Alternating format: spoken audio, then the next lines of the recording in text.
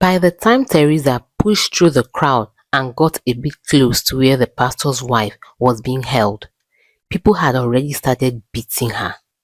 "Please stop beating her.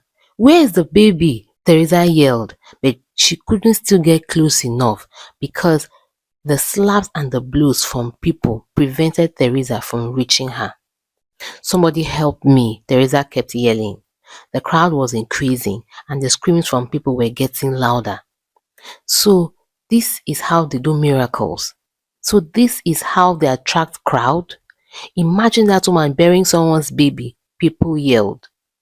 Teresa didn't see any baby. The next thing Teresa heard was police sirens. The air became filled with tear gas and people dispersed. Teresa was struggling to breathe and even see. Policemen trooped out of the police van and scooped up the pastor's wife, got into the van and sped off. Teresa was in complete shock. She had no idea how she was to find the pastor's wife or the whereabouts of Mandu's baby.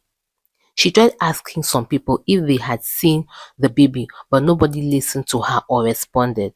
She rushed back to her friend and found Mandu in a very terrible state.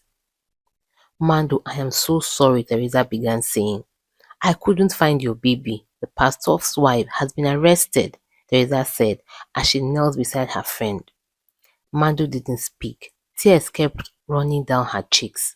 Teresa had never seen anything like that in her life. "Mandu," Teresa called out, but Mandu didn't move or respond. Teresa quickly ran out to get help, and soon Mandu was lying at the back seat of Teresa's car as she sped towards the nearest hospital. All the while, Mandu's phone kept buzzing. Teresa hoped it wasn't Essien, Mandu's husband. Teresa didn't know how she was going to explain what had happened to Essien. How was she going to explain that his baby was missing, and she didn't know if the baby was dead or alive?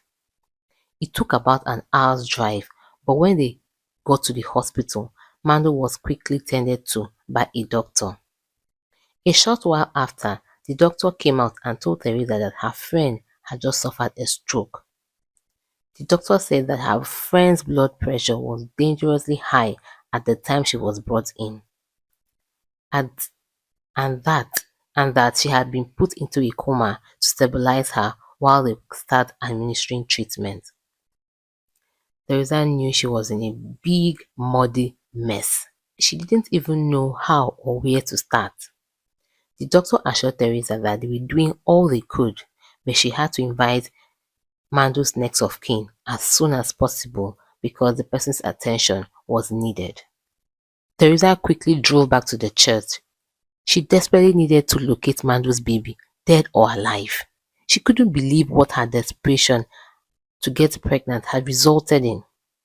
When she reached the church, she couldn't find anyone. The place was locked. Teresa went into panic. She didn't have the contact of the pastor or that of any member of his church. Teresa went out into the street to ask the people who had shops close to the church if they knew how she could find the pastor. Once she mentioned the name of the church, people just became mute and refused to talk to her. At some point, Teresa started crying. She felt helpless and unsure of what to do next, but luck decided to cast a ray her side. One old lady listened to her explanation and missed her tears. She offered her a seat and water to drink. When she noticed Teresa had stopped crying, she took a seat by Teresa's side and spoke to her the way a mother would speak to a child. "I am not going to condemn you because I know you're already doing that to yourself. I will advise you never to act out of desperation.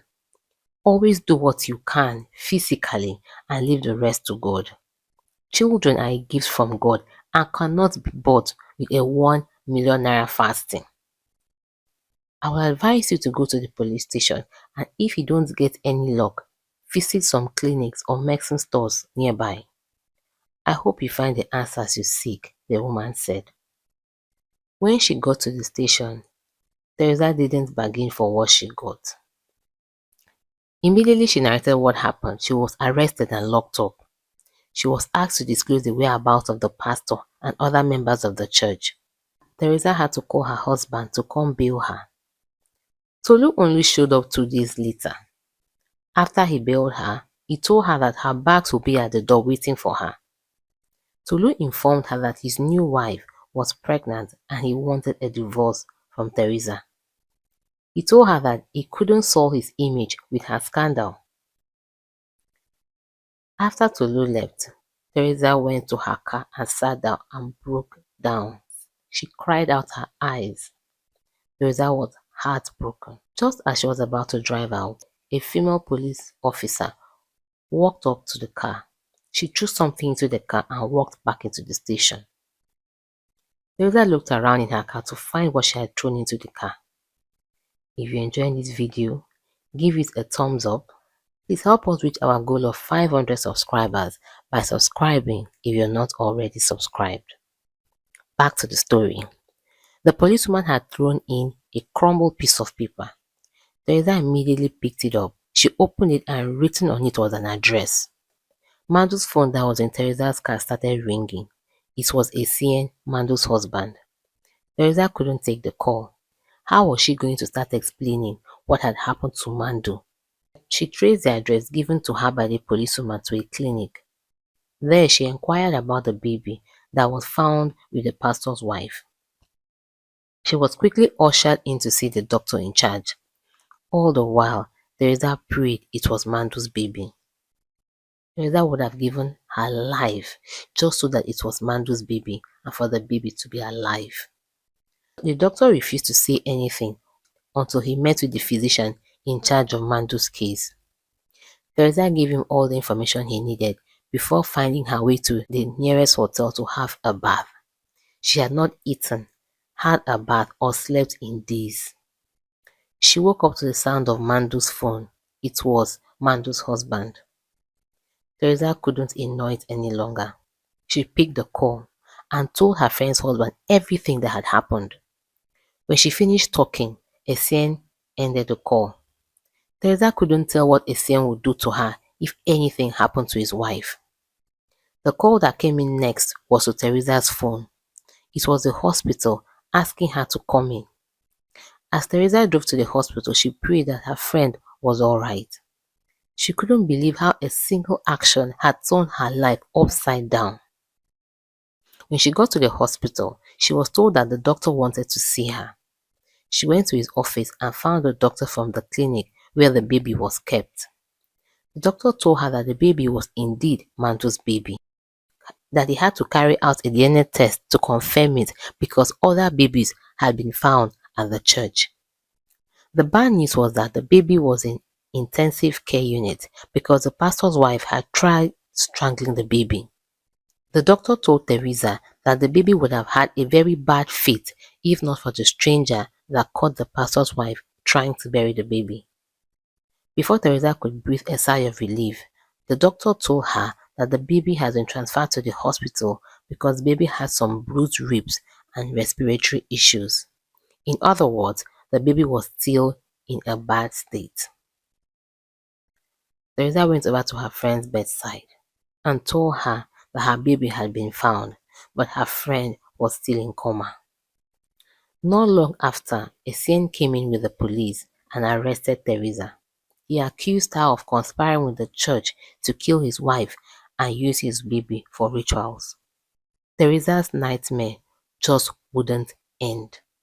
She was kept in prison for a few weeks, and just when she was about to be charged to court, a miracle happened. She was set free. She came out of prison to find Mandu standing outside the prison gate. Teresa ran to her friend. They both cried, with Teresa begging Mandu for forgiveness for all she had put her through. Desperation had given Teresa more than she had bargained for.